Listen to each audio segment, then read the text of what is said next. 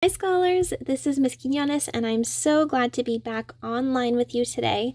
Today we are going to be learning about the Harlem Renaissance. That's what it says all the way down here at the bottom of your screen, scholars. This says the Harlem Renaissance. Can you try saying these words with me on the count of three, scholars? Ready? 1, 2, 3. The Harlem Renaissance. One more time. 1, 2, 3.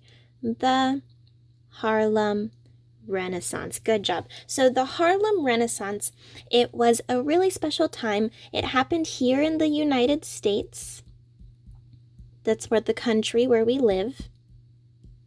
Happened here in the United States. And it also happened about 100 years ago. So what the Harlem Renaissance was, it was a time in the United States where we got new music, we got new types of artworks, we got new types of writing, so like new poems, new books, all sorts of things like that. And what was extra special about it is that all of this creative stuff here was written by African American people. Now, African American people, if you didn't know, we are so lucky we get to celebrate African American people in February. So like starting in 1 week, we're going to start something called Black History Month. Black History Month is just an awesome time in the United States because we get to celebrate all of the really, really special African American people that are from the United States. And today we're going to talk about some of those people. And most especially, we're going to talk all about the new music that they brought to us during the Harlem Renaissance. Can we try saying the Harlem Renaissance on the count of 3? One last time, scholars. Ready? 1, 2, 3. The Harlem Renaissance. Good job, scholars. So now let's start learning about where it happened, and let's start looking at some different art and some music that came from it. So, scholars, Harlem is actually a place. Harlem is like this little neighborhood, and it's in New York. New York is a different state. So we live here in California. We live in Shafter, or some of us live in Shafter. But Harlem is a different neighborhood, and it's all the way on the other side of the country.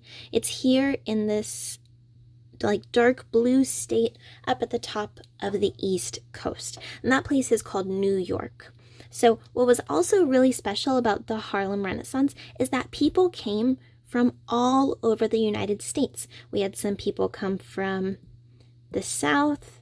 We had some people come from the West, and they were all going to this place called Harlem. So Harlem, remember, was in New York. It was a different neighborhood, and people traveled from all over the country so that they could go do music and art and theater and writing and all sorts of awesome creative stuff in New York.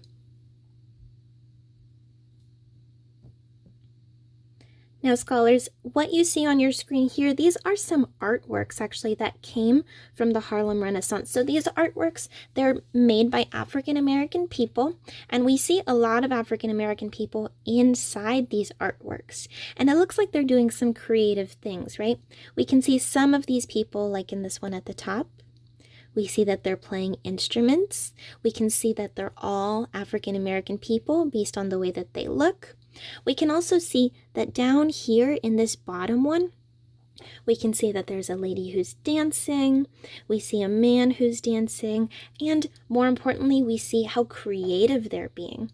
So they're not just dancing like for fun, they're dancing because they're being creative, because all sorts of new music and art and writing, all of that new stuff is happening during this time. Remember, this time was like 100 years ago, so it was a long time ago. But we still have all of that artwork, all of that music here with us today. So let's start learning about some different people who changed music. Music was definitely a really, really important part during the Harlem Renaissance. So let's learn about what kinds of music they changed. Now, the biggest and probably the best type of music that came out of the Harlem Renaissance scholars was called jazz. Can we all say the word jazz all together? 1, 2, 3. Jazz. Jazz, that's this word that's here in black. Jazz music is a brand new and a very different kind of music. And the reason that it's very different is not just because it was made by African Americans, but because it had something called big bands. Can we all say the word big bands? 1, 2, 3. Nice job, scholars. So big bands, they had all these different types of instruments. Let's look at some of them. I think I see a piano down here. Oh, I see a saxophone. I'm just going to put sax for saxophone. Oh, I see a trumpet. I know trumpets are very, very popular. This long blue one, that's a trombone. A trombone, it's kind of like a trumpet, except it's got a really low voice. Oh, I see some drums. Oops, drums starts with a D. Drums, it wouldn't just be like one drum whenever you would see it, scholars. It would be a whole drum set. So imagine that you've got even more drums all around this one, and some cymbals and some extra stuff like that. You also had stuff like a clarinet. That's what this is down here. You had like a guitar, usually. Sometimes it would be a regular guitar like this one, or it would be like an electric guitar. Electric guitars are really, really loud, and so that would probably be pretty good if you're trying to play with like a trumpet and a trombone and piano that are all pretty loud too. And they usually had something called a bass. Lots of us have seen a bass before, like whenever we go visit Mr. Allard, those really, really, really big instruments, they kind of look like violins except like 100 times bigger. Those are our basses. They're really big, and they also have a very low voice. So remember, scholars, this all is happening with jazz music. So jazz music is brand new. It uses all these kinds of instruments. And let's start learning about some different people that played jazz. As it wasn't just like one person that played jazz, or even two people. It was a bunch of African American people that made this cool music. All right, scholars, the first person we're going to talk about today is Mr. Louis Armstrong. Can we say the name Louis Armstrong on the count of 3? Ready? 1, 2, 3. Louis Armstrong. Very good, scholars. So Louis Armstrong, these are some pictures of him. This is him here. You can see that he plays the trumpet. He was a trumpeter. And he was one of those people that came from really far away to go play music in New York. Remember, the Harlem Renaissance, it happened in New York. So he traveled all the way from his hometown to go play in New York. And he won 10 Grammys for all of his jazz work. So all of the music that he made in his life. Now, 10 Grammys is a lot of Grammy, scholars. If you're not sure what a Grammy is, it's like an award. It's like a music award. And it's basically the highest award that a musician can get in their life for playing or singing music. Now, Mr. Armstrong, he wasn't just a trumpet player. He did play trumpet, and he was very, very good, but he was also a really, really awesome singer. He has a very kind of funny voice because it sounds like he's got a really raspy voice. So he has a raspy voice. It's also very low. He has a very low voice. These are some of his most famous songs. Probably one of my favorites is called What a Wonderful World. He did that when he was a little bit older. And then one that's extra fun is called Drop Me Off at Harlem.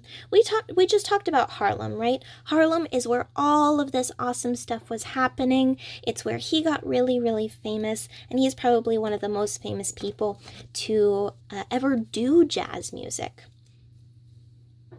Now let's start learning about an awesome lady in jazz music. Her name was Ella Fitzgerald. Can we all say the name Ella Fitzgerald on the count of 3?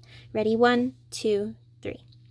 Ella Fitzgerald. Good job, scholars. So Ella Fitzgerald, she was actually very, very good friends with Mr. Armstrong. So we just learned about Mr. Armstrong, right? He played jazz trumpet. He sang jazz, so he was a trumpet player and a singer. Miss Fitzgerald, she was just a singer. She didn't play an instrument. But she is probably one of the people that got the most famous because her voice was very, very sweet. She could sing really, really high notes. She could sing really low notes. And it was a very smooth and sweet voice that she had. And, fun fact, she had 13 Grammy, scholars. She also sold over 40 million albums. So that's CDs, if you've ever seen a CD or a record. She sold 40 million of them in her whole life. So Miss Fitzgerald was definitely somebody that was very, very famous during this time. She was famous all the way until she passed away. And remember, she was very good friends with Mr. Armstrong and a lot of other people who were very famous. This picture, way down here at the bottom, you can see Miss Fitzgerald in her dress. This person next to her, that's Mr. Armstrong. A lot of the time, Miss Fitzgerald and Mr. Armstrong, they sang together. So you can see their names way down here in the black writing. It says Ella Fitzgerald and Louis Armstrong. So they did a lot of duets. Duets is when you sing with somebody else. So they did a lot of duets with each other and did a lot of concerts and things with each other. All right, scholars, let's look at just one more person. This man, this is Mr. Duke Ellington. Can we all try saying the name Duke Ellington on the count of 3? Ready? 1, 2, 3. Duke Ellington. Good job, scholars. So Mr. Duke Ellington, he was a little bit different from Mr. Louis and Miss Ella because he wasn't a singer. I think he could sing, but he didn't get famous for singing. He got famous for doing a ton of different things, scholars. These are some pictures of him. This is him here, sitting at the piano, and he was most famous for being a very, very good jazz piano player. He was also a composer. Can we all say the word composer? Ready? 1, 2, 3. Composer. Good job. A composer, scholars, that's someone who writes music.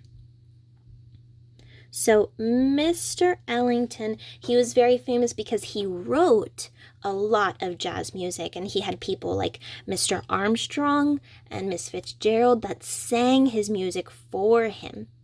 And he was the leader, the director of a big band. Remember, a big band, it's where all those instruments that we saw earlier, it's where they all come together and they all play jazz music.